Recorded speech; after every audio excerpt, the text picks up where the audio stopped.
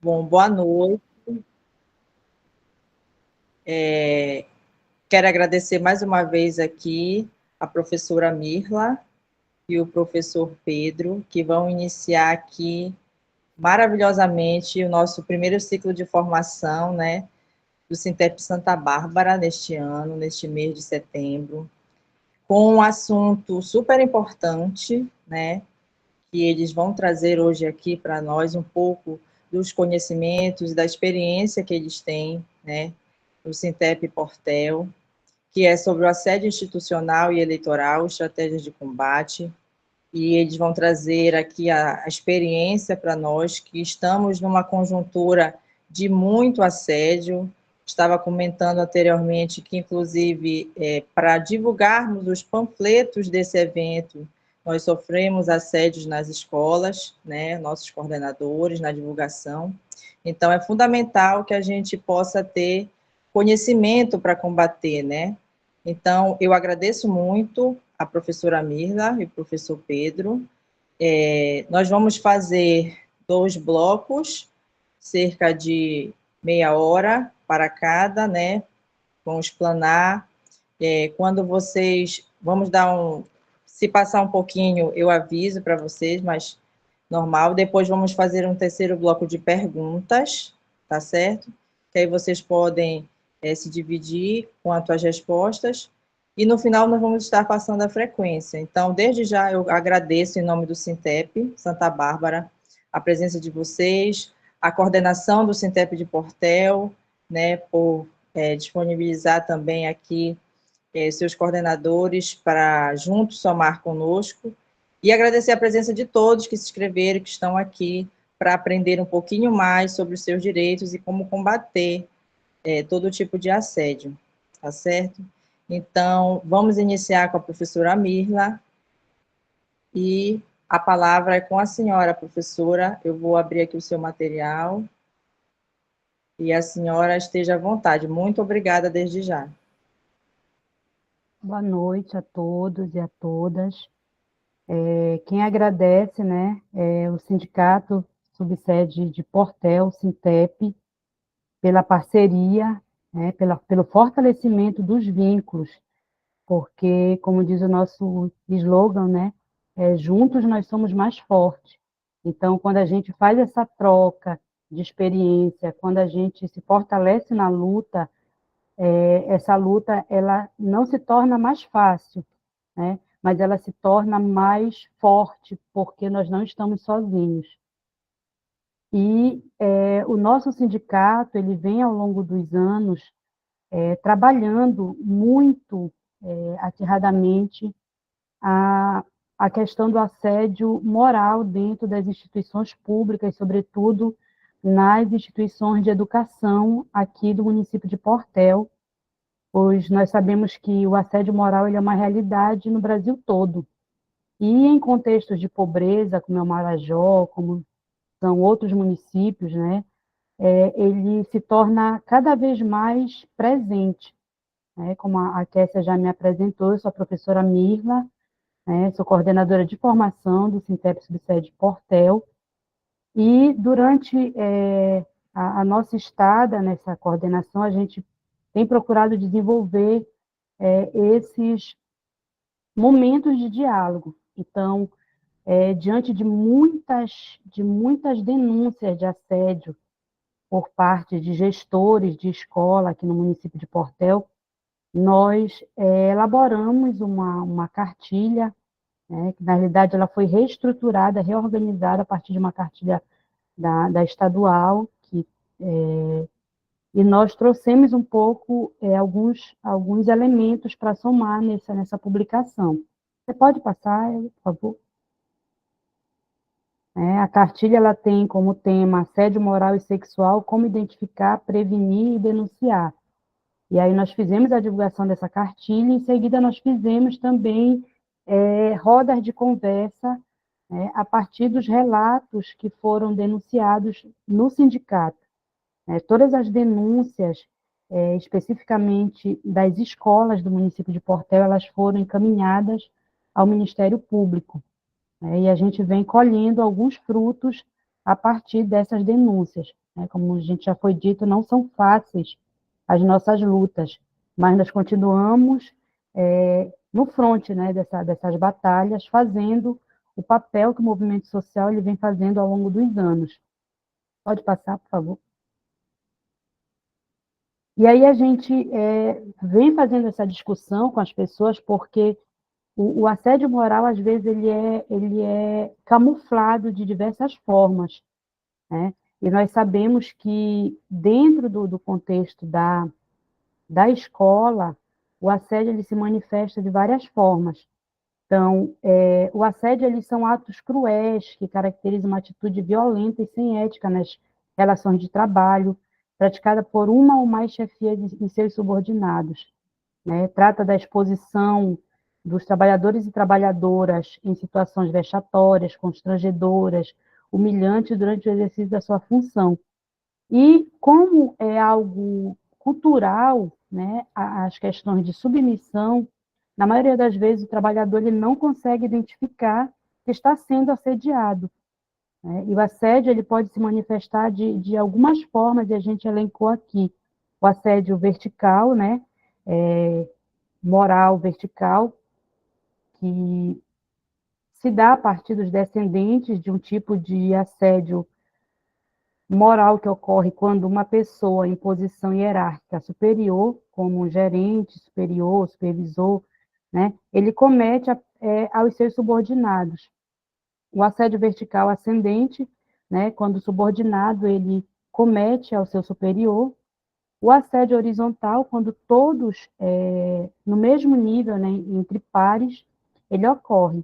E vale ressaltar que esse assédio horizontal, na maioria das vezes, ele é motivado, né, pelo chefe imediato, ou seja, a partir de situações vexatórias, de, de exclusão do servidor, os demais eles passam a cometer, né, e que acaba resultando nesse assédio organizacional, onde a estrutura, né, de um sistema ele acaba sendo assediador.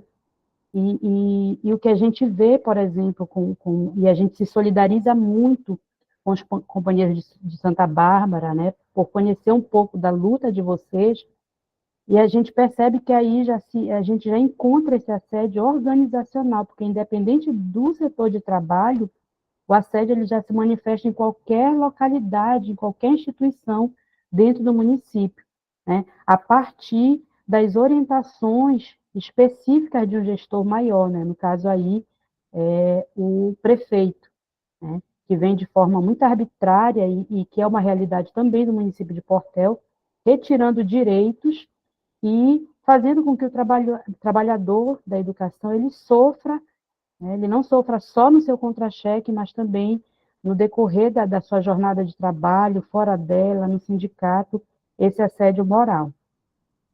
Pode passar? E como é que acontece, né? Como eu falei, na maioria das vezes a gente percebe um assédio moral velado e acaba achando que isso é normal, né? O assédio moral ele é crime, né? E ele se expressa, né, em menosprezar, fragilizar, ridicularizar, humilhar, inferiorizar, perseguir, discriminar e acusar injustamente, né, o trabalhador que está no exercício da sua função ou não, né? Pode passar. E dentre esses trabalhadores, existe uma questão de gênero muito forte dentro do aspecto do assédio moral, né? No caso da violência contra a mulher, esses alvos, eles têm uma preferência, né? Além da mulher e homem, está muito relacionado à raça, né? À etnia, à orientação sexual, aos doentes. E a violência contra a mulher, ela está diretamente relacionada a esse controle e fiscalização cerrada, né? Ameaças, insultos, isolamento, precedido de uma negativa ao assédio sexual, que está muito relacionada, geralmente, e sobretudo quando é com relação à mulher, práticas frequentes a mulheres afrodescendentes, né? E, posteriormente, ocorrem ações como ameaças, insultos, restrições ao uso sanitário, restrições com grávidas, mulheres com filhos, casadas, né? As mulheres, elas são as primeiras a serem demitidas. Os cursos de aperfeiçoamento são preferencialmente para homens. Revista vexatória e outras atitudes que caracterizam o assédio moral. Então, é muito incisivo esse tipo de atitude contra mulheres, mas também essas atitudes elas ocorrem contra homens, né, diretamente ligados à sua orientação sexual. Você pode passar, por favor? Né? O homem ele não está livre do assédio, particularmente se ele for negro, homossexual ou possuir algum tipo de limitação física, né, ou de saúde. No que se refere à orientação sexual, não há instrumentos oficiais para esse tipo de verificação, né? E aqui também ocorre um entrave muito incisivo, que é o entrave cultural, e está ligado ao que significa ser homem na sociedade brasileira, né? Uma sociedade machista, preconceituosa, com relação a essa orientação sexual, os assédios eles são muito mais graves. Além dessas duas questões, né, sobre a orientação de gênero, a gente fala também sobre a questão dos doentes e acidentados, né? Você pode passar? Né? Geralmente, quando a pessoa ela está doente ou acidentado, o assédio moral ele se expressa, né, tendo outras pessoas na função, quando a pessoa retorna ao serviço, ser colocada em local ou sem função nenhuma, não fornecer ou retirar instrumentos de trabalho, estimular a discriminação entre os sadios e os adoecidos, dificultar a entrega de documentos necessários à concretização da perícia médica pelo INSS, e aqui em Portel nós temos o instituto, que é o IMPP, e a demissão após o transcurso da estabilidade legal. Pode passar. E, como consequência do assédio moral, nós temos um índice muito grande no que se refere à questão da saúde, né? A gente sabe que todas essas formas de assédio, elas se expressam tanto no físico quanto no psicológico. Então, os reflexos de quem sofre essa humilhação são significativos e vão desde uma simples queda de autoestima a problemas seríssimos de saúde, né? Depressão, angústia, tentativa de suicídio, insônia, alterações no sono, pesadelo, sensação negativa em relação ao futuro, ansiedade com muita ênfase, né? Sentimento de culpa e pensamentos suicidas, depressão, angústia, estresse, crise de competência, crise de choro, mal-estar físico, aumento de peso, emagrecimento exagerado, aumento da pressão arterial, problema digestivo, tremores. E a gente tem, assim, na cartilha que nós temos, que a gente vai disponibilizar também para a subsede de Santa Bárbara, uma série, né, de situações que afetam diretamente a saúde do trabalhador.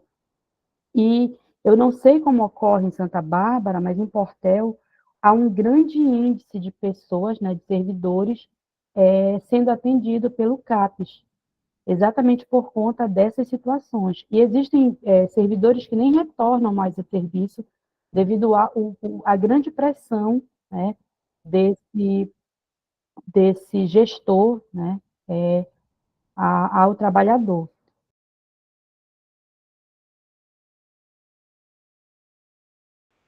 Isso foi uma clara coisa institucional, um assédio institucional que estamos sofrendo aqui, né? E peço desculpa a todos, peço desculpa aos professores formadores, professor Amino e professor Pedro. E nós tivemos um exemplo ao vivo, né, do assédio. E isso tudo é orquestrado, né? Não é algo Orquestrado. isolado, não é algo de adolescente, não, é algo institucionalizado, orquestrado com toda certeza, né, por um gestor que vem retirando direitos da categoria ao longo dos tempos e que sabe que é por meio da luta, por meio dos movimentos sociais, que a categoria ela vai se esclarecer e vai fortalecer cada vez mais a sua luta. E isso não nos intimida, muito pelo contrário, né?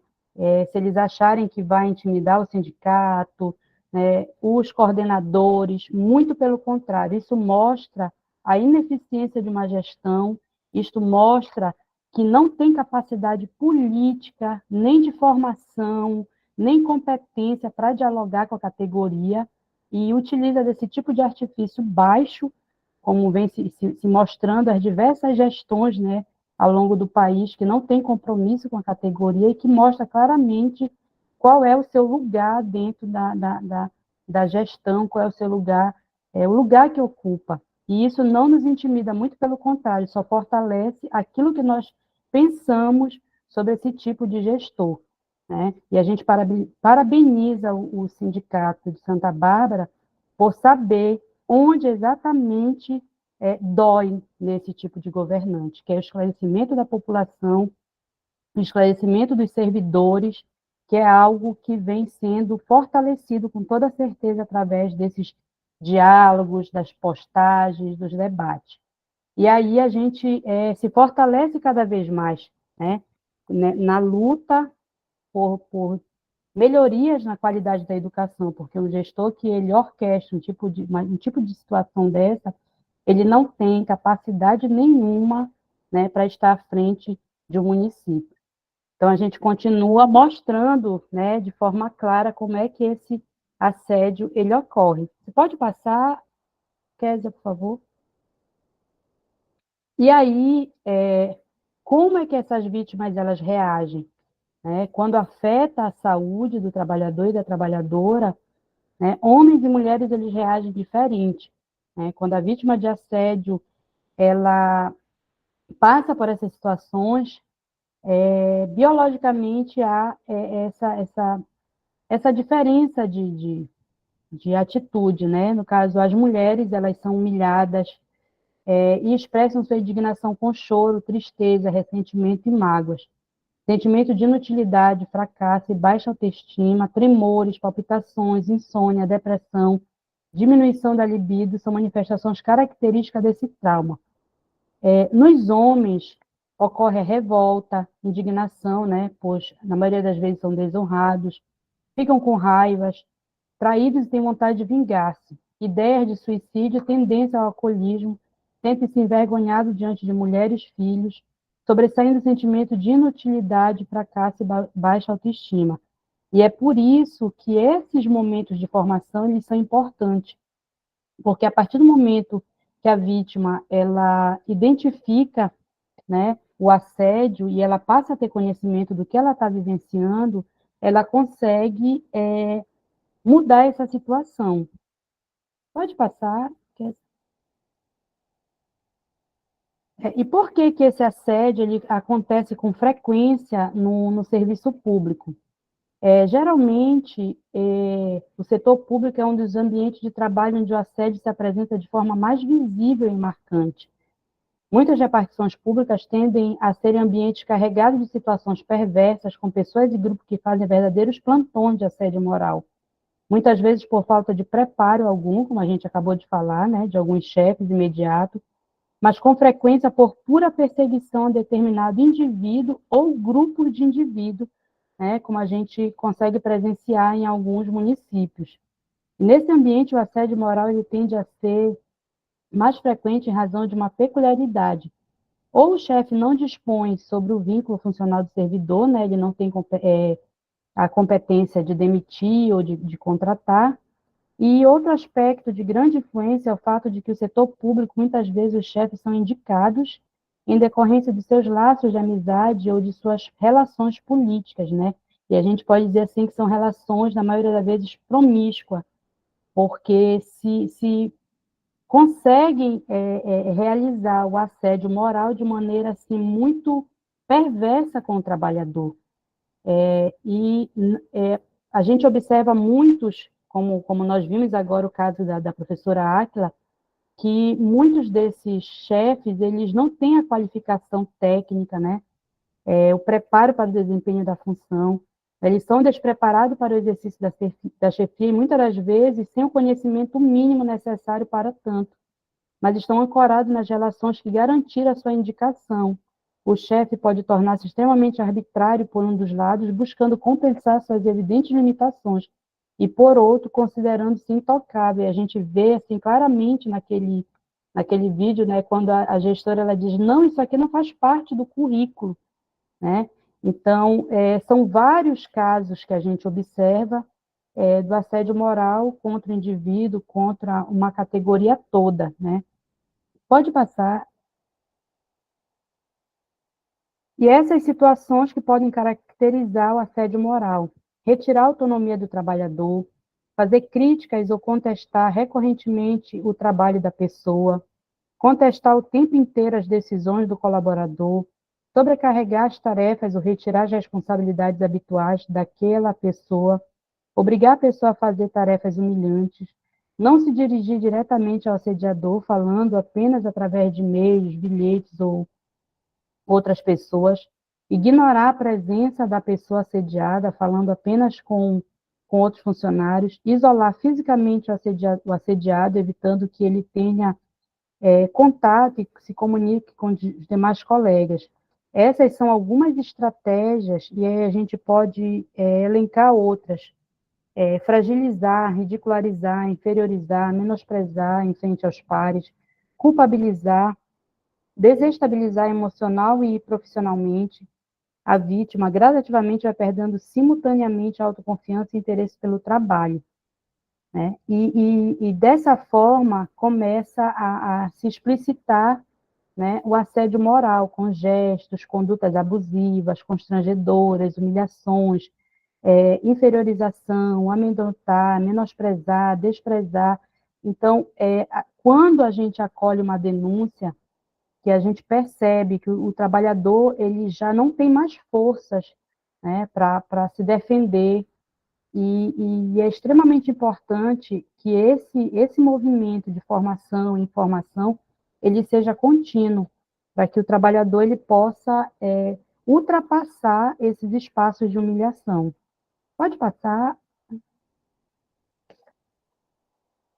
né? E esses espaços de humilhação, né, geralmente eles começam em reuniões, amedrontando quanto ao desemprego, ameaças, repetir a mesma ordem para realizar uma tarefa, sobrecarregar de trabalho, desmoralizar, ignorar a presença do trabalhador, né, isolamento em momentos de confraternização, às vezes até num cafezinho, negar informações, às vezes uma programação na escola, uma nova orientação, exigir que faça horários fora da jornada, ser trocado de turno sem ter sido avisado. Então, esses espaços, eles são constantes, né? E quando esses espaços são constantes, é necessário que se faça alguma coisa. Pode passar. E aí que a gente chega num ponto essencial, né? O que fazer em caso de assédio moral no trabalho? Primeiramente, anotar esses fatos, né? Guardar as provas, as mínimas provas, né? Confrontar o assediador, né? Não se calar, principalmente em reuniões, em momentos de formação, denunciar, né? E, no caso dos sindicatos, utilizar a assessoria jurídica, os advogados que a gente tem à disposição. Pode passar.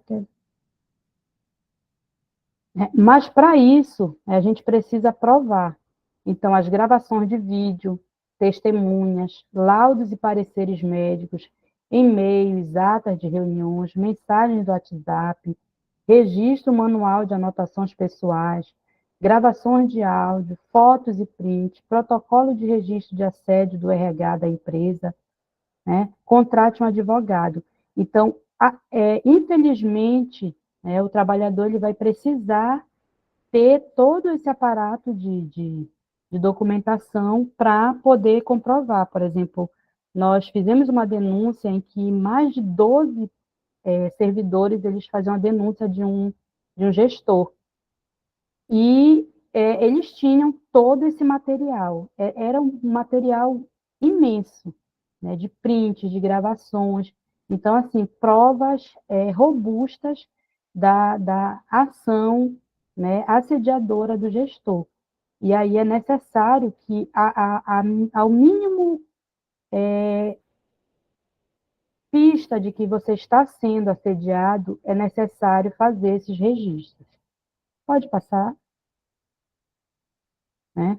E uma coisa muito importante, né? Nós, enquanto categoria, a gente precisa ficar atento, né? Se você é testemunha de cenas de humilhação no trabalho, supere seu medo, seja solidário com seu colega. Você poderá ser a próxima vítima. E nessa hora, o apoio dos seus colegas também será precioso. Não esqueça que o medo reforça o poder do agressor. Pode passar? Aqui, a gente trouxe algumas imagens, né, das nossas rodas de conversa, tá? Com alguns servidores públicos. Pode passar? Esse foi o lançamento da cartilha, né, do assédio moral e sexual, que nós temos alguns coordenadores também, imagem dos coordenadores aqui da nossa subsede. Pode passar? Continuação da roda de conversa. E, a partir dessas rodas de conversa, nós mobilizamos o Ministério Público, aqui em Portel, e nós realizamos uma audiência pública sobre assédio moral e sexual no ambiente de trabalho em Portel. E essa audiência pública ela foi extremamente importante. A gente percebeu assim que surgiu um efeito dentro dos espaços, mas claro que o assédio moral ele não vai acabar. Ele não vai acabar porque nós vivemos numa sociedade de classes, né? Em que uma classe ela sempre vai querer se sobrepor à outra. E para essa classe ela estar no poder, ela precisa humilhar, ela precisa denegrir, ela precisa menosprezar as outras classes. E no caso da categoria, né, de trabalhadores da educação, há uma forte tentativa de nos silenciar, né, porque nós somos responsáveis pela formação de uma sociedade. Então, quanto mais nós fizermos esse movimento, mais nós teremos esperanças, né? Não de esperar, mas de esperançar num futuro melhor, em que as pessoas conheçam seus direitos e lutem, né, pela manutenção desses direitos. Eu acredito que essa é a última lâmina. Isso, esse foi o encerramento da nossa audiência pública, né, que eu acredito que está 90% da nossa coordenação. Pode passar. Essa é a promotora, né, doutora Paula Camacho, que foi brilhante na sua participação, fortalecendo a, a questão das denúncias, da importância das denúncias e da importância também do movimento social aqui no município de Portel. Pode passar? Aqui é o público, né? Foi logo no início, mas nós tivemos a presença, como foi uma chamada do Ministério Público, nós tivemos a presença de praticamente, eu acho que quase todos os gestores das escolas aqui do município de Portel. Foi um momento, assim, bastante caloroso, né, com um debate muito forte, porque vítimas de assédio, elas fizeram as denúncias presencialmente nesse espaço. Pode passar? E, como a gente diz, né, não se cale, denuncie, o respeito ele não tem preço. Então, nosso sindicato, Subsede Portel, ele agradece muito poder compartilhar com vocês, né, um pouco das nossas vivências e dizer que estamos à disposição para compartilhar com vocês as lutas por uma educação de qualidade, pelo respeito aos profissionais, né, e por melhores dias para nós, profissionais da educação, que ao longo do tempo a gente vem sofrendo na pele, né, todos esses ataques. Muito obrigada, espero ter contribuído com os companheiros. Muito obrigada, professora Mirla. Seguindo aqui com o nosso debate, né? Vocês que tiverem alguma pergunta que não estavam conseguindo no chat, porque quando aconteceu aquele fato, nós trancamos tudo. Agora o chat já pode ser feito perguntas, e ao final da fala do professor Pedro é que nós abriremos para as respostas, tá? Para eles responderem. Então, vamos ouvir o professor, e após a fala dele, que nós vamos abrir as perguntas, vamos ler, e os formadores irão socializar conosco seus conhecimentos, tá bom? A senhora foi fiel ao tempo, parabéns. E, professor, esteja à vontade. Eu vou abrir aqui o seu material aqui, tá? Para aparecer aqui para todos. Muito obrigada desde já. Desde já, obrigado aí. O sindicato Subsede Portel agradece pelo convite e a gente está aqui para participar, socializar, compartilhar experiências e socializar, né, nossas lutas, as nossas resistências. Eu falava agora há pouco com as meninas e dizia que esse trabalho, e a partir de agora, ele melhora com a participação de todos, mas ele se intensifica e nós vamos ficar resistindo e lutando. Afinal, nós defendemos o sindicato, nós defendemos os direitos, a proteção dos direitos do trabalhador, e nessa lida a gente não para nunca. A gente vai estar sempre militando dentro dessa seara da busca e da proteção do direito enquanto movimento social, né? E me solidarizo desde já com as pessoas presentes, com a formadora, a professora Mirla, pelo ataque cibernético, né, que é corriqueiro nos momentos que a gente estudava em online na UFPA, a gente teve vários ataques, né, no período do desgoverno, que a gente fazia as lives por dentro da UFPA, no período da pandemia, a gente teve muito esses ataques cibernéticos orquestrados. Como diz a professora Mirna, não é por pessoas analfabetas, muito pelo contrário, são pessoas extremamente conhecedoras da tecnologia e que sabem que vai levar um tempo para rastrear até chegar a essas pessoas que fazem esse tipo de, de coisa nas nossas formações, nos nossos movimentos. Mas a gente sempre resiste e luta, né? Se a gente puder chegar até essas pessoas e denunciá-las, é extremamente interessante, e colocá-las enquanto agressoras, né? Enquanto criminalizadoras dos movimentos sociais, que é isso que esses governos fazem, tentam a todo custo criminalizar, né? E é preciso a luta e resistência sempre. Então, agradecer à subsede Santa Bárbara, do Sintep, pelo convite. A subsede Portel agradece nesse primeiro ciclo de formação, né, que é o empoderamento do trabalhador de Santa Bárbara do Pará. E eu vou tratar aqui de um assunto que é extremamente importante, que está alinhado ao que a professora Mirna colocou, que é justamente o assédio eleitoral, né? Eles caracterizam como assédio eleitoral por conta desse momento que estamos vivendo.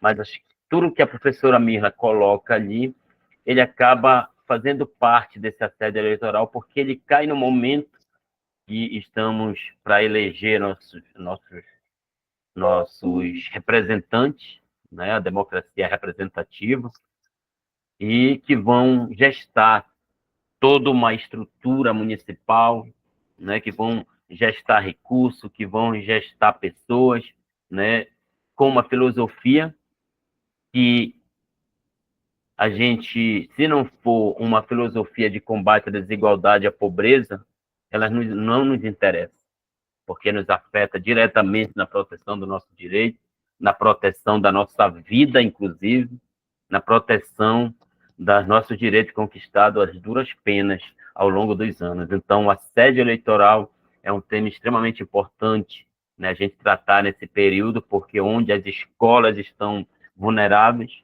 Eu digo vulneráveis porque a maioria dos gestores são cargos comissionados, cargos indicados, e a maioria deles, infelizmente, se colocam como cabo eleitoral de governos antidemocráticos, como a gente está vendo na atualidade, a partir das eleições municipais, alguns governos que estão tentando se fixar, que são resquícios de 2018, alguns governos municipais, que são governos antidemocráticos que ferem os direitos dos trabalhadores.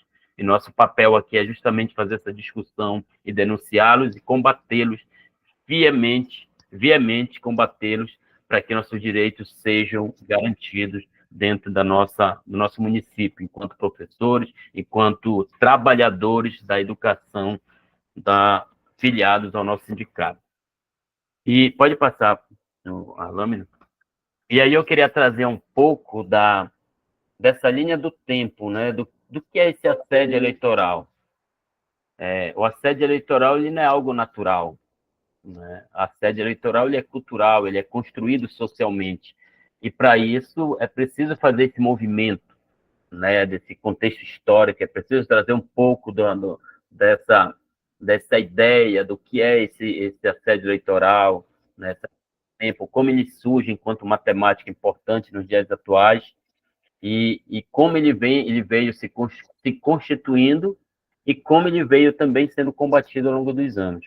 E aí eu trouxe aqui, eu vou ser bem síntese nessa primeira lâmina, espero ser bem síntese, para colocar um pouco do surgimento desse assédio. Nós temos aí um primeiro momento, que é o período de 1500 a 1889, em que alguns autores chamam de período colonial e imperial. Desculpa que está aparecendo mais notificações aqui para mim. E aí esse período é caracterizado por um período de inexistência do termo assédio eleitoral por conta de que a gente vivia uma colonização, né? A gente vivia uma dependência de Portugal, então nesse período não havia eleições populares. E a ideia de assédio eleitoral era inexistente, pois o poder político era centralizado em Portugal. Portugal administrava a partir da exploração, a partir da colonização, né? O Brasil, então, a gente não tinha um processo, uma institucionalização política organizada nesse contexto de eleições. Então, a gente era vinculado e colonizado por Portugal. Então, esse termo ele era inexistente. E aí nós temos o período de 1889 a 1930, e foi chamado de República Velha, né? E aí nós vamos ter o voto do Cabresto, né?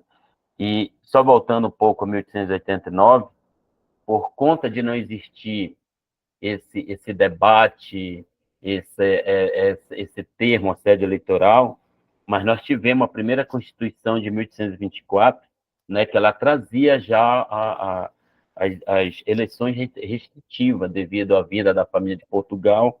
A gente tinha as eleições restritivas, que era por meio do voto censitário, né, que era baseado na renda. Então, como a família real veio para o Brasil e trouxeram as pessoas, oligarquias que passaram também a viver no território brasileiro e a constituir posses, então essas pessoas eram que votavam. Então, não tinha um sistema democrático amplo, né, e que limitava a participação eleitoral e não gerava nenhum debate com relação a esse assédio eleitoral, porque ficava no rol daquelas pessoas com renda, que possuíam renda dentro desse contexto do período colonial e imperial ainda.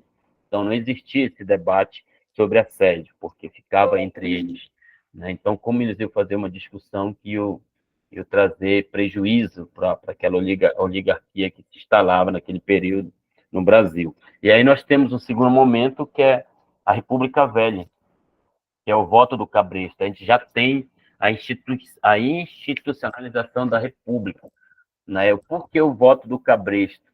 Ele fica conhecido aí por conta da própria denúncia que passa a começar a ser feita nesse período. E é um período que a política era dominada por coronéis que controlavam os votos da população locais, principalmente interiorana, E é interessante esse termo coronel, porque não é uma ideia institucionalizada dentro de uma concepção militar, né? Entender por que que às vezes a gente chama assim, esse governo é coronelista, né? Esse termo, na verdade, era uma patente ainda no período do Império, com a chegada da família imperial no Brasil, não se tinha uma segurança nacional não se dava conta de uma segurança nacional às pessoas que vieram como pessoas militarizadas para fazer a segurança. Então, o que foi que se fez a partir desse movimento? Foi instituir, a partir das oligarquias locais, como fazendeiros, pessoas de posse, aqueles jagunços que tomavam conta da fazenda, o que se chama de pistoleiro, eles passaram a aderir, eles passaram a fazer parte dessa segurança nacional cedida por esses fazendeiros. E, em compensação, esses fazendeiros recebeu o privilégio de terem uma certa titulização de coronel. Então, todos esses que tinham essa relação promíscua com o Império, ele recebeu esse título de coronel. Daí vem aquela ideia de um governo coronelista. E aí a República Velha, ela vai, por mais que se tenha feito a promulgação da República em 1989, mas a gente vai seguir na República Velha dentro dessa visão da coronelista de administração, principalmente nos lugares interioranos, a gente vai ter muito forte até 1930, que foi chamado de voto do cabresto. Então, a política dos governadores era um sistema de controle de votos ainda nessa época, né? Eles controlavam o voto, e a gente tinha nesse período quase 75% de analfabetos no Brasil, no país. Então, a maior parte desse percentual é localizado-se no campo, né, no interior. Então, a gente tinha aí uma administração voltada para esse tipo de pacto político entre o fazendeiro, que era o chamado coronel, com seu subordinado. E aí a gente tem o voto do cabresto, até 1930. A partir de 1930, a gente tem aí a Era Vargas, que a gente tem a introdução do voto secreto, que foi uma dos combates à questão do assédio eleitoral, que foi justamente a introdução do voto secreto em 1932, né, que foi criado o primeiro Código Eleitoral, que foi um marco importante dentro desse contexto de combate ao assédio eleitoral nesse período, né? No entanto, isso não limitou, né, a esses coronéis, ainda esses representantes de ficarem de forma velada assediando os trabalhadores pertencentes a seu domínio. E aí nós temos o pós-45, que é a redemocratização, onde a gente vai ter já a legislação que vai fiscalizar, uma maior fiscalização eleitoral, já se introduz aí o processo mesmo político, né? O poder político como sendo um poder institucionalizado, porque em 1989, mas ele vai criando o contorno de postos, né? Até por conta da política educacional também surgida nesse período, criação das universidades, e a gente vai ter a centralização já aqui no Brasil de um poder político que precisa combater, né, o assédio eleitoral e formar as pessoas, tanto do campo como da cidade, com relação aos seus direitos. E aí nós tivemos o voto secreto ainda muito limitado, né, na questão de ampla democracia, mas aí é uma forma de combater esse assédio. E nós temos o período da redemocratização, de 1945 até 1960, e nesse período tem alguns avanços na legislação eleitoral, mas a ditadura ela vem e desfaz tudo que se tem construído até então, né? A ditadura militar empresarial, como é discutida por alguns autores, é militar porque teve o contorno militarista, e é empresarial porque ela foi patrocinada por grandes empresários da época, né? Tanto que até de fora o capital estrangeiro, como Estados Unidos, foi o grande financiador desse processo, grandes empresários como financiadores desse período obscuro na história de nosso país, que ceifou centenas de vidas, que reivindicavam seus direitos, movimentos sociais foram combatidos veementemente dentro desse contexto. Vários militantes morreram, mas continuaram na luta, o movimento continuou lutando. E aí, nós, de 1985 a 2000, a outra redemocratização, que é uma discussão que vai instituir a Constituição Federal, né, de 1988. E aí, nesse período, a gente tem o estabelecimento, o restabelecimento da democracia, do regime democrático, tanto representativo quanto participativo no país. E aí nós vamos ter a lei das eleições de 1997, que vai ser uma lei que vai combater, né, principalmente o assédio moral nas instituições privadas e nos órgãos públicos. Então, ela traz a primeira Constituição, né, e justamente a lei das eleições de 1997, que vai tentar coibir essas práticas abusivas. Então, a gente observa que, após 100 anos, que a gente vai ter, após 100 anos da promulgação da República, que a gente vai ter um avanço em termos de leis de eleições que vai tentar coibir essas práticas abusivas que ainda existiam. E a gente tenta fazer uma contextualização que, nesse período, ainda a gente tinha um número alto de analfabetos no país, e isso tem forte influência na questão de avanço com relação ao próprio fortalecimento da democracia instituída a partir da Constituição de 88. Né? E aí nós temos o ano 2000, que é a era tecnológica, né? O início da era tecnológica, em que a gente tem a introdução do celular, das redes sociais ali começando, e a partir disso, né, a Justiça Eleitoral vai intensificar suas ações com maior fiscalização sobre práticas de assédio eleitoral, principalmente empresas privadas e alguns órgãos públicos, de novo. E aí, não sei se vocês lembram que, a partir desse período, surge casos de assédio, de denúncia envolvendo empresários que pressionavam os seus funcionários, né, a aquela retomada do voto do cabresto. E a gente percebe que, a cada período que a gente faz aqui na linha do tempo, a gente tem, né, uma classe a todo custo tentando fazer com que tenha um domínio sobre outra classe, né, principalmente a classe trabalhadora e trabalhadores desse país, e tem uma classe que a todo momento quer fazer com que, sobre seu domínio, essa classe ela fique subjugada. Né? E aí nós temos isso, a partir de 2000, com a era tecnológica, bastante impacto, né? Porque vai surgir também novas formas de pressões por meio da rede, né? E isso vai influenciar diretamente o comportamento de eleitores, né? E a gente também, enquanto movimento, vai fazer o debate também por meio dessas redes sociais a partir de 2000. E aí a gente coloca aqui, a partir da leitura, um ponto que é extremamente importante nessa linha do tempo, que é esse período de 2018 a 2022, que é onde a tecnologia das redes sociais ela se consolida, né? E a gente vai ter, nesse período, o setor privado, na filosofia de direita, né, a pressão extenuante sobre o trabalhador.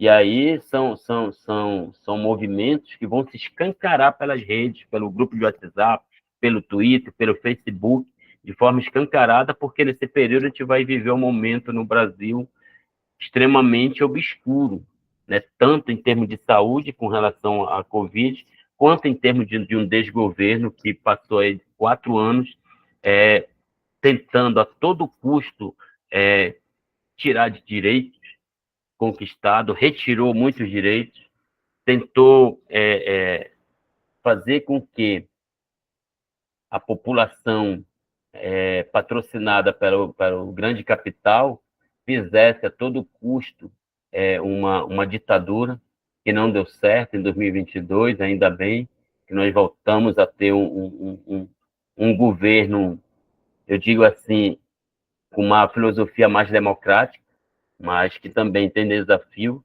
tem as suas dificuldades, tem as suas limitações, mas que, de certa forma, a gente quebrou um ciclo ali de veemência de direita, de tentar instituir algo nos moldes da ditadura empresarial de 1964, agora de forma mais sutil, mais velada, com travestida de uma concepção de liberdade, né? Tanto que o próprio gestor da época mesmo, inominável, que a gente nem coloca o nome dele, tentou a todo custo criminalizar os movimentos sociais, né? Que tentava criminalizar, como o seu governo foi, né? Criminalizador do movimento, e a gente pensar que esse período passou porque ele saiu é ser ingênuo. A gente sabe que ficou os resquícios, ficaram alguns dos seus eleitores, empresariados, que a todo custo tentam fazer com que o movimento ele seja combatido por essa visão direitista, né? Mas a gente, enquanto movimento, está firme e forte na defesa dos direitos. Então, a eleição de 2018 e 2022 foi um período que a gente ficou muito atento para o que surgia no Brasil a partir dessa concepção direitista.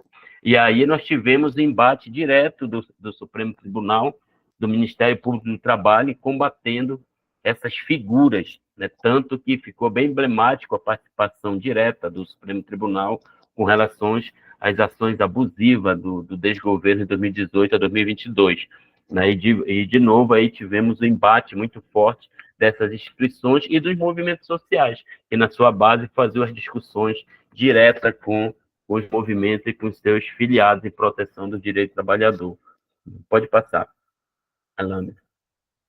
E aí, nós aqui em Portel, a partir dessa concepção de combate ao assédio eleitoral, o Sindicato Subsede Portel elaborou uma carta, né, de divulgação a partir do mês de junho, foi construída e começamos a distribuir nas escolas, com base na visão do Tribunal Superior, no Tribunal Superior Eleitoral de 2024, da resolução do Conselho da Justiça do Trabalho, que é a resolução 355 de 2023, e do autor Migalhas de 2022 e outros que tratam sobre assédio eleitoral nas relações de trabalho.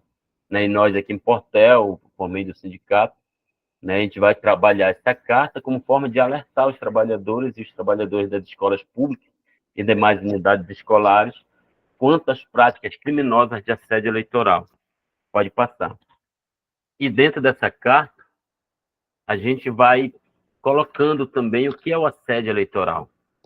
Então, o assédio eleitoral é toda a prática coercitiva, né, que ela tem explícita ou velada, que hoje a gente vê as duas formas, né, e a velada ela está por dentro dos órgãos públicos, por dentro das escolas, nas suas programações, e então o assédio eleitoral ele é esse campo, que ele visa influenciar decisões do voto de um trabalhador, e geralmente por parte de superiores, né, daquela relação hierárquica.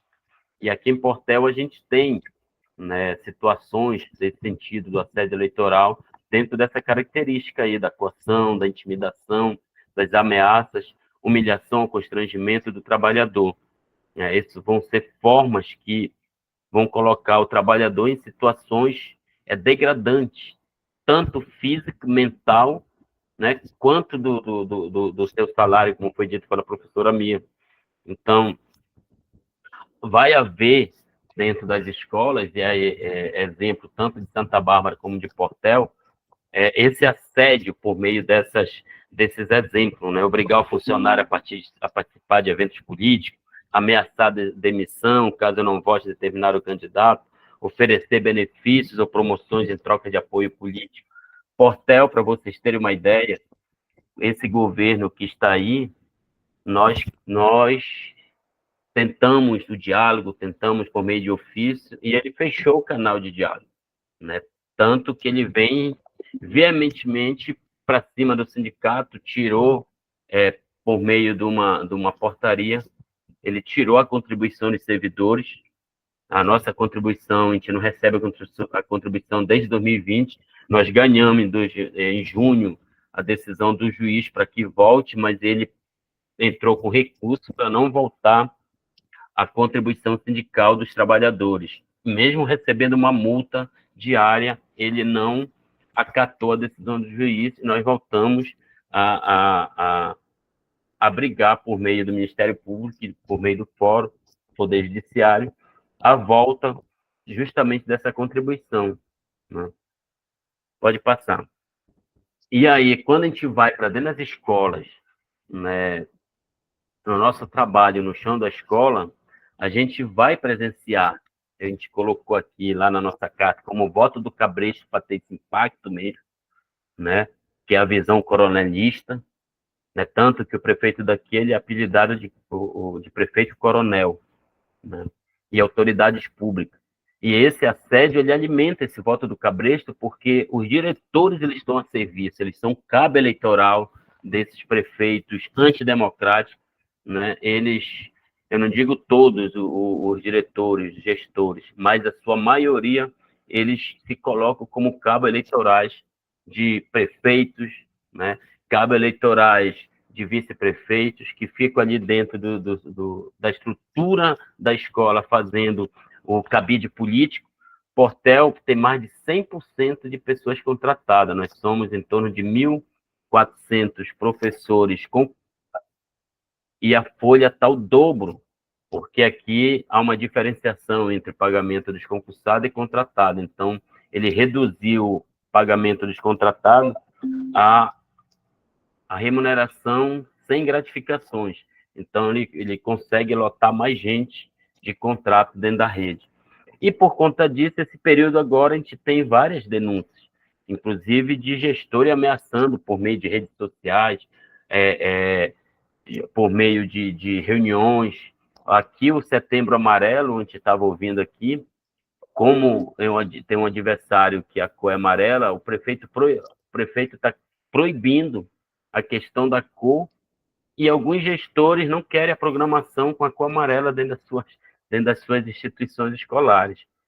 A gente chega nesse... Isso aqui é uma forma explícita, né? E o que é implícito? As programações das escolas, né, sendo colocada com as cores do partido.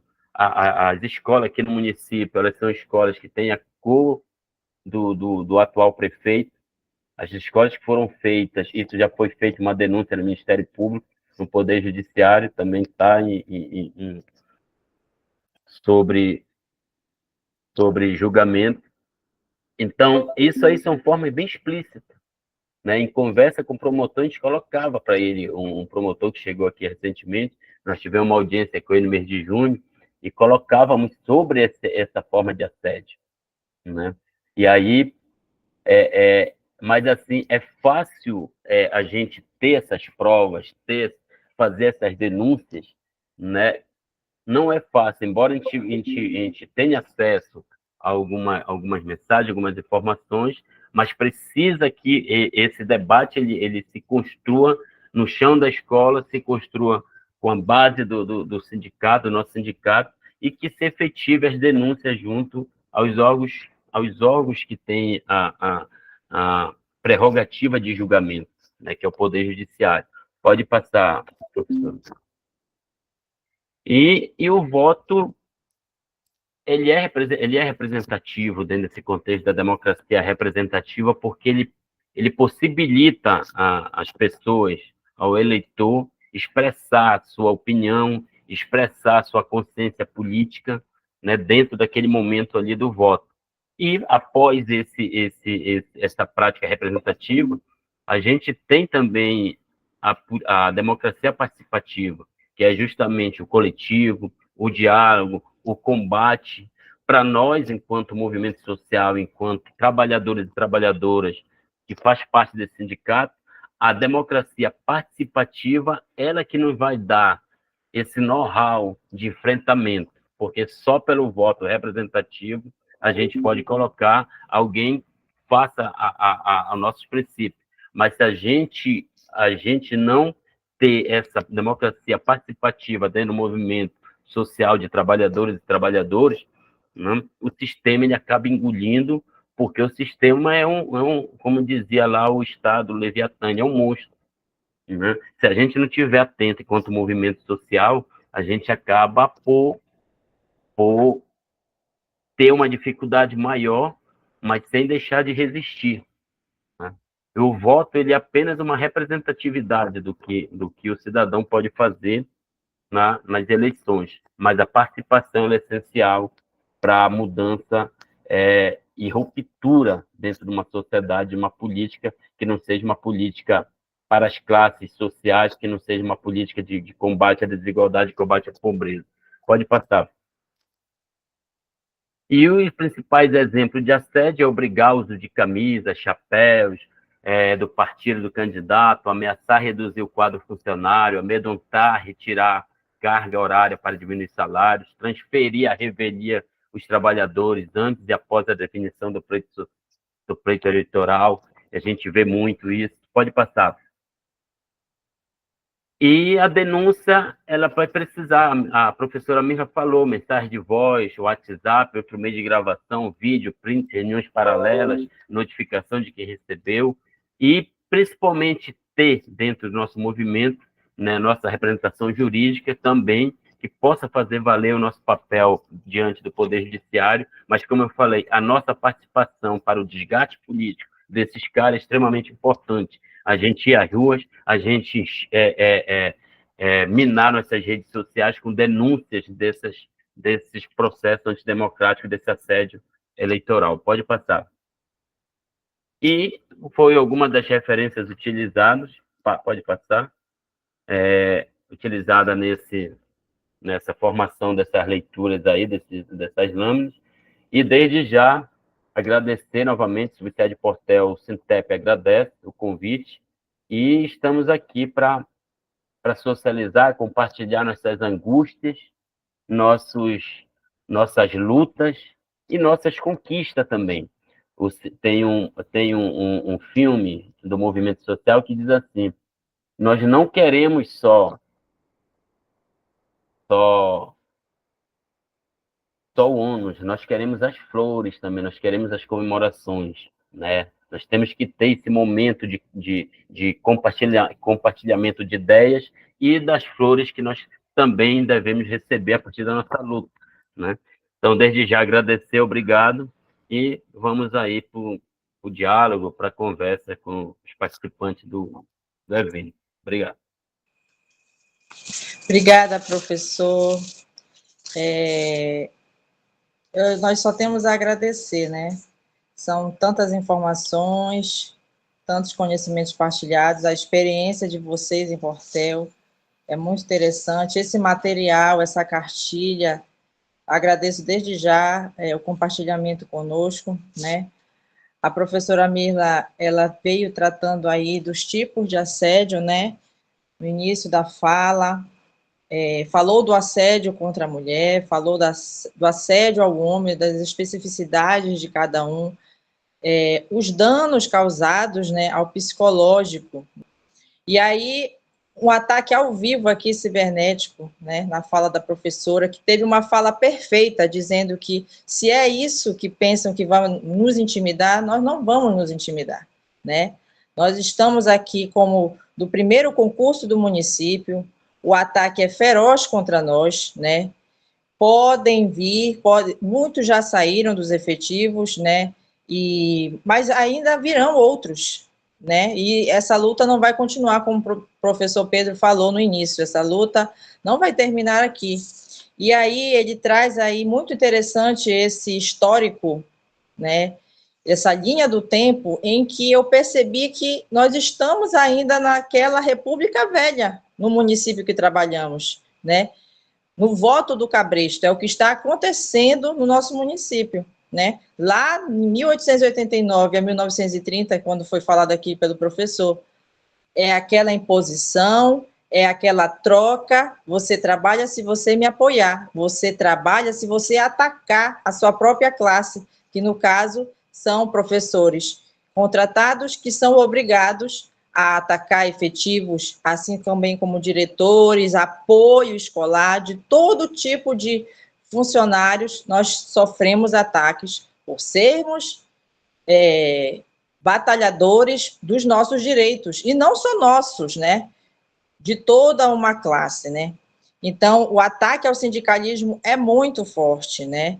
E aí, esse tempo eleitoral, a gente percebe a própria mudança de estrutura do funcionamento das escolas. Elas estão, nesta conjuntura, preparados aí há um mês ou menos de um mês da eleição, funcionando para a eleição, né? Se mudam horários, se mudam programações, e as pessoas estão aí no meio disso, sendo obrigadas, né, a garantir o seu emprego, fazendo de todo tipo de coisa, como quando o professor falou que uma cor está sendo evitada de ser usada no seu município, eu posso dizer que também no nosso município está sendo proibida. A camisa vermelha, os contratados não podem utilizar, para não ser confundido com esta aqui, ó, prefeito pague o piso, né?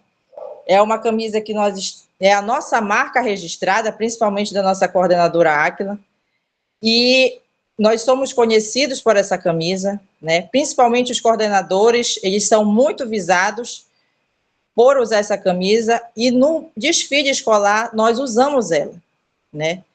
Desde o ano passado, esse ano também, e enquanto a realidade não mudar, a camisa também não vai mudar, porque a nossa luta vai continuar. E eu só tenho a agradecer, e agora vamos aqui às perguntas, que inclusive tem algumas aqui falando a respeito justamente da camisa, né? Eu vou ler todas, tá, professores? E aí vocês podem se dividir em quais vocês querem responder, fiquem à vontade, tá bom? A primeira, do professor Cleiton, falando: fomos assediados por nossos gestores no desfile cívico, por usarmos nossas camisas cobrando nosso piso. Porém, não temos testemunha. Como podemos proceder sobre esse tipo de assédio que sofremos, tá? Outra de que forma deve ser feito as anotações dos fatos de possíveis assédios para ter validade de prova, tá? Outra diz: quais são os órgãos para enviar as denúncias de assédio, né? Foi citado aí o MP, mas eu acredito que podemos ter também aí do conhecimento dos professores outros órgãos. Como proceder diante desses impedimentos do SINTEP de adentrar espaços escolares, como, por exemplo, na divulgação desse ciclo, onde panfletos que nós fizemos visitas à escola para divulgar esse evento, apenas para ser fixado no quadro de avisos, foi impedido em algumas escolas, dizendo que isso não era para pendurar, grudar nenhum panfleto, nem nada. Isso não é a primeira vez que acontece no município. Algumas gestoras já foram avisadas sobre isso, que os panfletos devem ser fixados no mural de avisos. Outra pergunta: gostaria de saber se é válido e legal o sindicato ter um livro de ocorrência para receber e acolher os filiados que sofreram constrangimento ou assédio no ambiente escolar, né? Então, nós temos essas perguntas, são 1, 2, 3, 4, 5 perguntas, e aí eu deixo para os professores, né, desse bloco, tentarmos responder aqui no chat.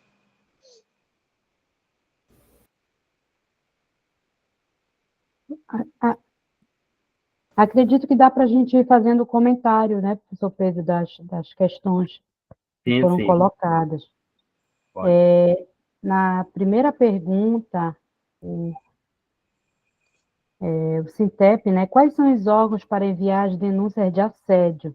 No caso do assédio moral em específico, pode ser feita essa denúncia, né, ao sindicato, né, o sindicato ele vai formalizar junto ao Ministério Público, dependendo da situação, pode ser feita também na Justiça do Trabalho, e em alguns casos, quando ele é associado à questão do assédio sexual, né, a trabalhadora ela pode também fazer a denúncia na Delegacia da Mulher. Caso não haja a Delegacia da Mulher, pode ser feita na Delegacia Comum. E do assédio eleitoral tem, né, professor Pedro? O assédio eleitoral também tem, hoje, atualmente está funcionando, mais institucionalizado por meio da Justiça Eleitoral, o aplicativo Pardal, né, que recebe, inclusive, indícios de denúncia, com provas, mensagem, print, né, ele pode receber e, a partir dali, pode se instaurar, né, as denúncias por meio desse aplicativo da Justiça Eleitoral. É um dos mecanismos mais próximos, né, que você pode instalar no celular e ter uma proximidade muito grande com os eleitores. E tiver indícios dessas práticas abusivas, pode ser denunciado por meio do aplicativo Pardal. E aí é interessante a gente também colocar aqui, para a gente não tornar o nosso movimento, o nosso sindicato, uma situação de burocratização. Vou abrir um livro de ocorrência para receber denúncia, e é preciso também, para além de receber, que a gente pode receber esse relato, o sindicato pode acompanhar, a gente, quanto coordenador, pode acompanhar essas denúncias junto com nossos trabalhadores, junto aos órgãos de denúncia, como a delegacia, como o Ministério Público, se for muitas pessoas, no caso do coletivo. A gente pode acompanhar nesses órgãos, dependendo da gravidade da situação desse assédio, né? Então, mas a gente precisa, enquanto movimento, enquanto instituição da proteção do direito do trabalhador, acompanhá-lo, pegar esse relato, mas principalmente a gente fazer esse desgaste político por meio da participação em rede, por meio do enfrentamento do coletivo, reunir professores. No caso, foi colocada aqui também uma pergunta sobre a questão de gestores, né? Da questão de não deixar o sindicato entrar, como a gente pode fazer? Nesse caso, é a participação e o desgaste político mesmo.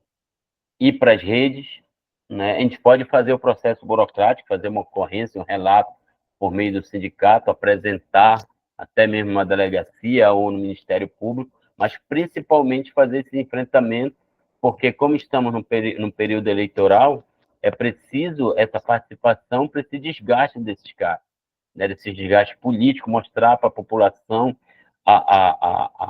o princípio antidemocrático que as pessoas que estão no chão da escola, como diretor, como gestores escolares, estão praticando, que é um crime, né? Você não deixar uma representação do sindicato, que é o Sindicato dos Trabalhadores e Trabalhadoras em Educação, adentrar o espaço escolar, né? Isso é um crime cometido por essas pessoas que estão ali sendo cabo eleitoral desses grupos. E aí, mas como a gente pode fazer isso? É reunir, né, e participar, e a gente pode fazer uma ocorrência ali mesmo, junto com testemunhas que estejam ali por perto, e fazer ali mesmo o registro, e como a gente tem acesso às redes sociais, tirar foto, tirar print, e, e ser objeto de denúncia, e ser também objeto de participação nas nossas redes sociais. Então, é preciso também a gente fazer uso. Hoje, a gente assistiu uma live outro dia sobre a visão da esquerda, ainda está com um pouco de dificuldade da gente utilizar as redes sociais na sociedade brasileira. A gente precisa ocupar esse espaço, a gente precisa movimentar esse espaço também, porque a extrema-direita está fazendo isso desde 2014, né, de forma bem intensificada. E nós, do movimento de esquerda, precisamos ocupar esses espaços do campo tecnológico para ter essa visibilidade, que as redes sociais também são instrumento de luta e resistência. Claro que a gente vai ter esses ataques que nós tivemos hoje, vamos ter pessoas ali movimentando para um lado mais baixo da discussão, mas a gente se manter firme quanto uma discussão em defesa de uma classe, que é a classe dos trabalhadores, em defesa de uma sociedade que seja combatível nos seus princípios de combate à desigualdade e à pobreza. E além disso, professor, a Renata, né, Não, como proceder diante desses impedimentos no espaço escolar e a questão da camisa, né, do Cleiton. Fomos assediados por nossos gestores no desfile cívico, por usarmos nossas camisas cobrando nosso piso. Nesse caso, a ocorrência, ela pode ser, se foi coletivo o momento desse assédio, ele pode ser feita, essa ocorrência, tanto no sindicato quanto na delegacia, e eu não sei se vocês recordam na minha fala, qual seria a nossa postura, né, diante do assediador, né? Confrontar esse assediador é extremamente importante. Então, confrontar, né, nas redes sociais, no grupo da escola, para que ele demonstre realmente os meios de assédio. Então, a partir daí, é possível conseguir essas provas também, né? Porque o que a gente percebe em Santa Bárbara é que é muito descarado o assédio, né? É muito descarado. E a luta, ela vem sendo feita, assim, de forma muito precisa. A gente admira muito os embates que os companheiros fazem, e cada vez, nesse confronto, conseguir possibilitar o acesso a essas provas, né? Para que se tenha realmente provas de que esse assédio está ocorrendo. Assim como a companheira Áquila fez, né? Gravou naquele momento, registrar, e como o Pedro falou, não é fácil a questão da burocratização, né? Da judicialização da luta, porque, inclusive, a gente tem essa dificuldade, né? Dessa burocracia, mas correr sempre atrás desses elementos para que a gente possa, de fato, comprovar esse assédio, né? Uma das situações que a gente fez muito e faz, né, também está informando os familiares dos nossos alunos, né, trazer esse público para o nosso lado, informar as condições de trabalho que nós temos, que nós vivenciamos, e que isso impacta diretamente, né, na qualidade do ensino dos filhos dele. Então, esse público ele também precisa ser informado e formado, né, quer seja na saída da escola, entregando um panfleto, nas redes sociais, né? Isso é bastante interessante estar informando, porque, como eu disse, a qualidade do ensino das nossas crianças, ela está diretamente ligada à qualidade, né, da valorização, né, do local de trabalho, das condições de trabalho que nós vivemos.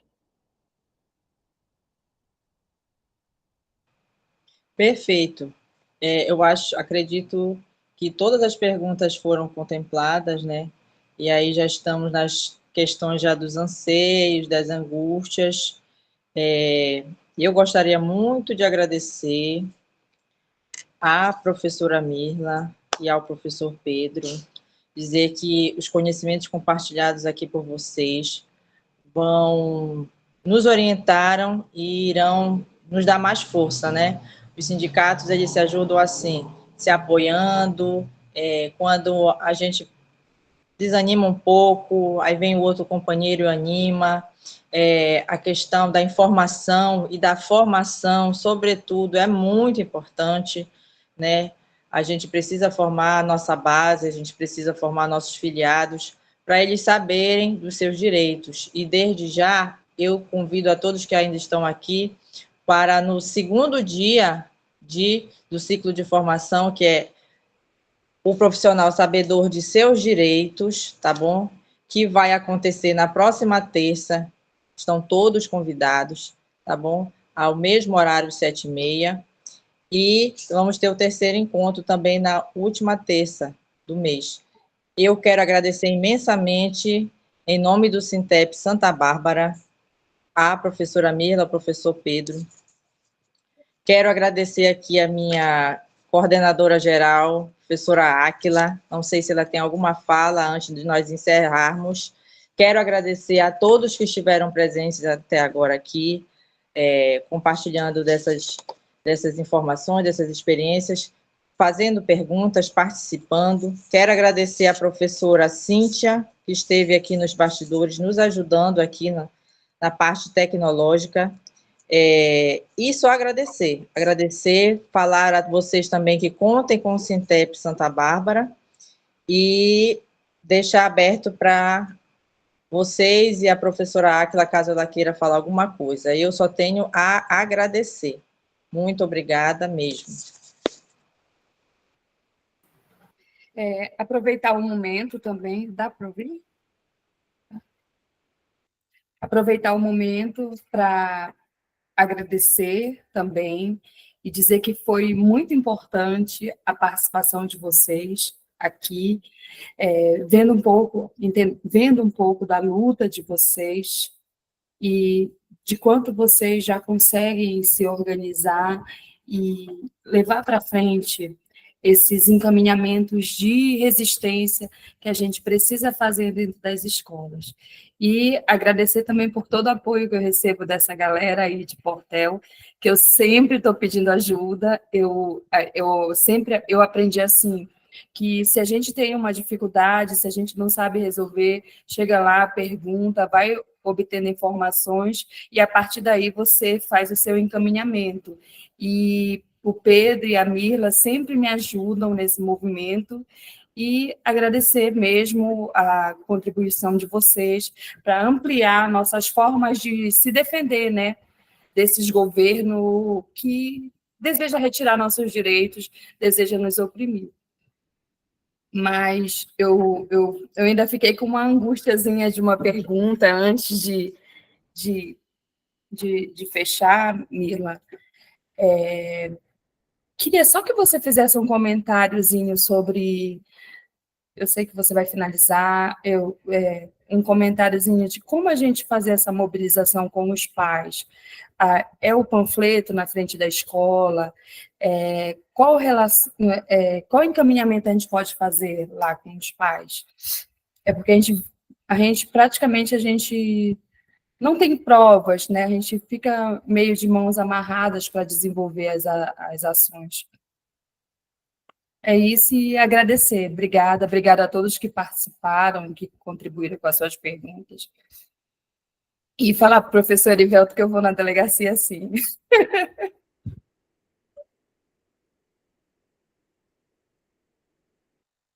Bem, em nome da subsede, né, do Sintep de Portel, em nome do nosso coordenador, José Costa, da nossa coordenadora, nosso coordenador geral, né, da nossa coordenadora da pasta de servidores, professora... Minha conexão aqui caiu. Conseguem me ouvir? Sim, estamos ouvindo. Isso, eu gostaria de agradecer muito, né, a oportunidade de estar com vocês, né, nesse ciclo de formação, né. E isso, como eu sempre digo, retroalimenta as nossas forças, né, as nossas lutas, as nossas bandeiras de luta. E dentro dessas bandeiras de luta, eu sempre digo, é extremamente importante a gente conseguir fazer com que os pais, né, como eu disse antes, eles estarem ao nosso lado. E eu me recordo na greve, acredito que foi de 2016, professor Pedro, me corrija se eu estiver errada, que nós fizemos em Portel. Então, nós produzimos uma carta, assim, numa linguagem bem acessível, né, e entregamos para os pais no momento do estado de greve, né. Nas reuniões com os pais, nós esclarecíamos o porquê da greve, e nós conseguimos o apoio assim maciço de todas as famílias durante o período que nós ocupamos a CEMED Portel. Essa... Passar para o professor Pedro, né, as considerações finais. Que a professora teve um problema de conexão. Professor Pedro. Estão me ouvindo? Sim. Consegue me ouvir? Desde já, mais uma vez, agradecer. O Subsede Portel agradece. E o que a professora Mila estava colocando é justamente justamente essa situação da gente ter os nossos pais enquanto pessoas que podem estar com a gente nesse movimento e elaborar uma carta aberta à comunidade e distribuir em forma de panfleto, colocando o nosso movimento, colocando nossas pautas, que são pautas dos trabalhadores e trabalhadoras de educação, mas que são pautas sociais também, né? E fazer essa distribuição junto aos pais dos nossos alunos. E eu vendo aqui no chat a angústia, né, quando a pessoa coloca aqui que é preciso fazer a denúncia no MP, na delegacia, e ficar difícil. E a gente também queria dizer que isso é uma angústia nossa, do movimento também, porque a gente chega nesses lugares, a gente faz a denúncia, mas eu queria dizer para vocês, isso acaba sendo uma burocratização judiciária que é necessário para a gente ter nosso respaldo também. Mas o nosso movimento, ele precisa acontecer no chão, na nossa base, ele precisa acontecer na rua. Às vezes o Ministério Público ele vai protelando também, porque é toda uma espera, o jurídico vai. Eu queria dizer para vocês, mas quando a gente fazia a nossa aula, dizia, a nossa aula hoje é na rua, porque é precisa participação, porque é a partir dessa pressão popular que o Ministério Público vai ceder, que governos vão ceder. Né? Isso é bem claro quando há essa participação, quando há essa denúncia diante desse, por exemplo, uma sugestão, não sei se vocês vão apanhar, mas seria uma sugestão de você ir para frente dessa escola, uma caixa de som ficar a uns 20 metros dela e fazer uma denúncia diretamente, somente quando na chegada dos pais para entregar os filhos na escola. Que a escola está sendo uma escola antidemocrática, que o diretor é cabo eleitoral de governo. Então, isso precisa ser colocado, porque é ali que vai legitimar. Eu sempre coloco assim nas nossas discussões, a gente sempre comunga da ideia de que lei nem sempre é uma concepção de justiça. Na maioria das vezes, a lei é uma relação de poder. E qual é o nosso poder? É o poder da participação, é o poder do movimento de rua, é o poder de nós atingirmos nosso objetivo com o desgaste político desses caras, para não permanecer nessas filosofias antidemocráticas. Então, a gente tem que ter bem claro na cabeça que leis não nem sempre é uma questão de justiça. Na maioria das vezes, em alguns casos, ela tem uma relação muito forte com o poder. E o nosso poder é a participação popular, o nosso poder é a participação dentro do movimento. Então, essa é a nossa luta, é a nossa resistência enquanto movimento social, né? E para nós vai ser uma briga quase sempre desigual, porque a gente luta com uma estrutura que é montada, um sistema que é montado, né?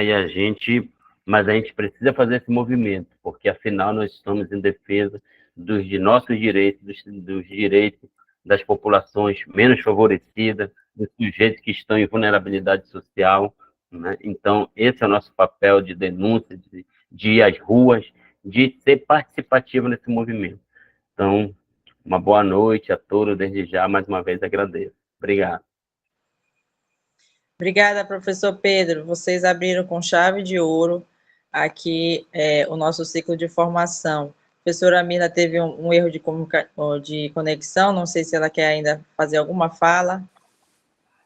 Só agradecer o convite, dizer que nós estamos à disposição, né, do sindicato e dos nossos companheiros. Gratidão por tudo, e a luta é isso, né? Como a gente diz, dias de luta, dias de luta, dias de luta e dias de glória. Então, um abraço, um forte abraço, e a gente espera em breve também conhecer, né, pessoalmente, o Sintep Santa Bárbara está aí no movimento aí com vocês. Um abraço, muito obrigada pelo convite. Obrigada, professora Mila. Só aqui também agradecer a nossa companheira Rosimari Balheiro, que está aqui também com a gente, que é coordenadora também do nosso sindicato. Não sei se ela quer falar alguma coisa, mas desde já agradecer a sua presença, companheira. E é uma companheira de luta que faz enfrentamento no seu local de trabalho, onde ela foi transferida agora no mês de julho, por não compactar de ser direta, mas ela não saiu do seu local de trabalho. Ela pegou o ofício e mandou de volta lá para a administração e falou que de lá ela não ia sair. porque ela ia direto de lá para o Ministério Público, então eles ficaram com medo e ela permanece no seu local de trabalho com esse ofício, né? Não pago as horas extras para ela, mas ela cumpre esse horário, eles se chateiam. Ela poderia até falar um pouco da sua experiência, rapidinho, aí, entre um minuto. Professora Rosimari, companheira, quer falar alguma coisa? Boa noite, Pedro. É isso, né? Nossa luta, ela traz essas surpresinhas para a gente, porque lutam contra a gente, né? Dos assediadores. E eu acho que vocês muita relevância tudo que o professor Pedro, a professora Pirla e as demais colaboradoras aqui falaram. O papel é esse, né? O papel é esse, a resistência, a luta, e não cessa, não cessa.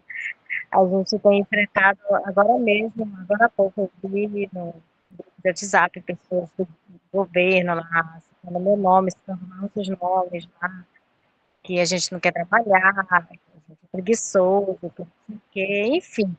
E a nossa luta é essa, é enfrentar, não baixar a cabeça, denunciar, ir para cima, nos defender, defender toda uma sociedade que depende das nossas lutas, né? Os oprimidos.